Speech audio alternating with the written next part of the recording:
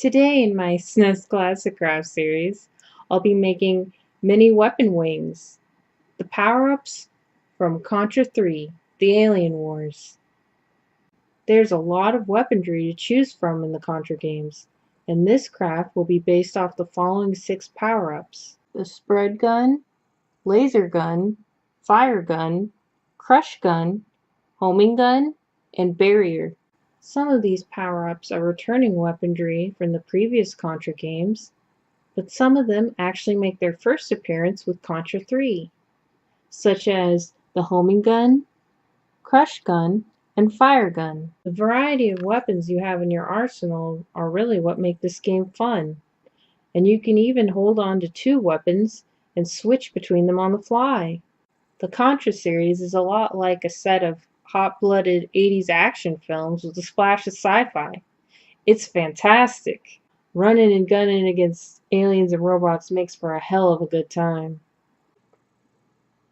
For this project, you'll need the printed power-up sheet, which you can find in the description box below, a sheet of black craft foam, or at least 6 2-inch by 1-inch pieces, a ruler,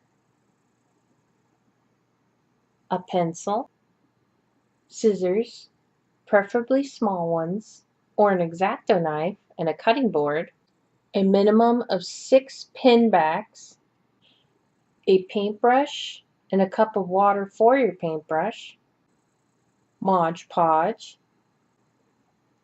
E6000 glue, and some protective sealing spray. First, you'll need to cut out the individual power-ups. After you're finished cutting them out, set them aside for now. Next, grab your black foam. Measure, mark with a pencil, and cut out 6 2-inch by 1-inch pieces.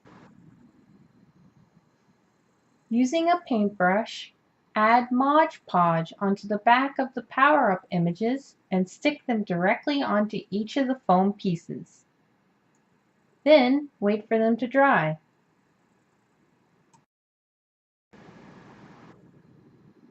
Add a second thin layer of Mod Podge over the entire top portion of each power-up image.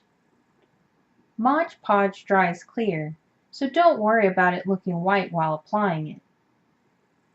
Be sure all the Mod Podge has fully dried, or the paper may rip more easily during the next step.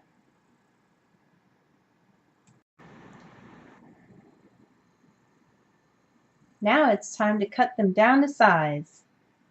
Using your choice of scissors or an X-Acto knife and cutting board, trim around the edge of each piece until the edge of the foam meets the edge of the paper. Now let's add some protective sealing spray to protect these pins from the hazards of war. It's important to note that it's a common misconception that Mod Podge is simply enough. Mod Podge is a glue, and if you want it to be waterproof and a little more durable, you need to seal it. Be sure when you spray, you do so in a well-ventilated area, and follow the directions on the can. Carefully and lightly spray the front of your power-ups and let them dry. Then, repeat this process on the back for good measure. After the sealing spray has fully dried, it's time to make these weapon wings wearable so you can pump up your arsenal. Using the E6000 glue, glue the pinbacks onto the back of each of the power-ups. And there you have it. After they've dried, you're ready for your next mission against alien invaders. I really love how versatile pins are. You can put them on a bag, a hat, clothing, or pretty much anywhere. Just keep in mind these are made out of foam instead of metal. I really love the iconic boss from Stage 3 where the RoboCorp's robot rips open the wall in the background to fight you. Another great moment is in Stage 4 where you have to hang on and jump between airborne missiles all while fighting a boss? Freaking nice, dude. The Contra games can be fun to play co-op. What's your favorite co-op game? Personally, I like to kind of trick my friends into playing Kirby Superstar with me at least once, but more on that in a later game. Also Metal Slug. I love Metal Slug. Thanks for checking out my video. If you enjoyed it and you want to support me, join the Stella fam by subscribing to my channel. Stay stellar!